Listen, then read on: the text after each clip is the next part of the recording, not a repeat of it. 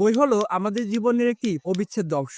এটি মানুষের কল্পনা শক্তিকে দৃঢ় করে, জ্ঞান বাড়ায় এবং চিন্তাধারাকে নতুনভাবে পরিচয় করিয়ে দেয়। আর বইপ্রেমীদের জন্য সবচেয়ে বড় উৎসব হলো বইমেলা। বিভিন্ন ধরনের বইয়ের স্তূপ, নতুন নতুন বই গ্রান্ট এবং প্রিয় লেখকদের সাথে সরাসরি সাক্ষাৎ সহ বিভিন্ন ভাবে মাতিয়ে ওঠে অমর একুশে বইমেলা।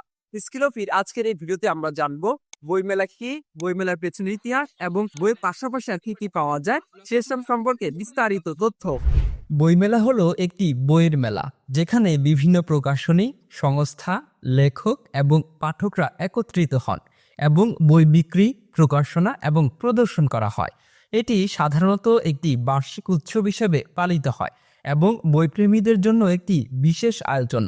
বাংলাদেশে এবং ভারতের পশ্চিমবঙ্গে বইমেলা খুবই জনপ্রিয়, বিশেষ করে অমর একুশে বইমেলা, যা প্রতি বছর রাজধানী ঢাকা শহরে অনুষ্ঠিত হয়। প্রাচীনকালে যখন ছাপাখানা আবিষ্কার হয়নি, তখন বইগুলো হাতে লিখে তৈরি করা হতো।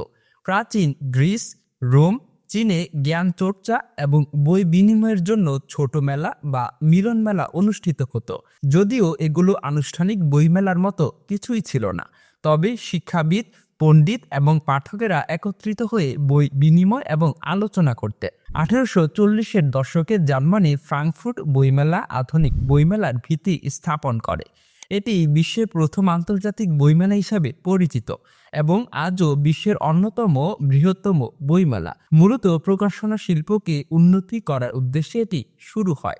এছাড়াও লন্ডন, প্যারিস এবং নিউ ইয়র্কেও বইমেলার আয়োজন শুরু হয়।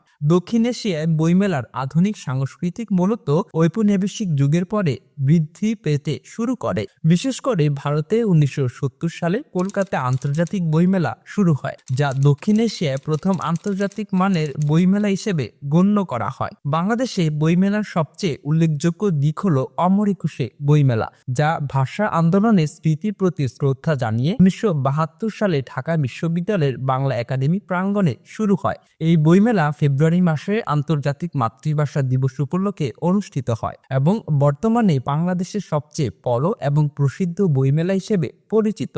এটি বাঙালি সংস্কৃতি এবং ভাষা আন্দোলনের একটি গুরুত্বপূর্ণ প্রতীক। বইমেলা সাহিত্য, সংস্কৃতি এবং জ্ঞান চর্চাকে উৎসাহিত করে।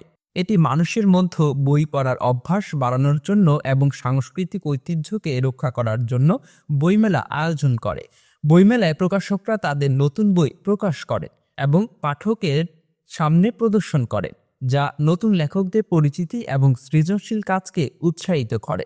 লেখকরা বইমেলার মাধ্যমে সরাসরি পাঠকদের সাথে মিশতে পারে, তাদের সৃষ্টিকর্ম নিয়ে আলোচনা করতে পারে এবং পাঠকের মতামত জানতে পারে। বইমেলা প্রকাশকদের জন্য তাদের বই বিক্রি এবং প্রচারের একটি বড় প্ল্যাটফর্ম হিসেবে কাজ করে। এটি লেখক ও প্রকাশকদের ব্যবসায়িকভাবে উপকৃত করে।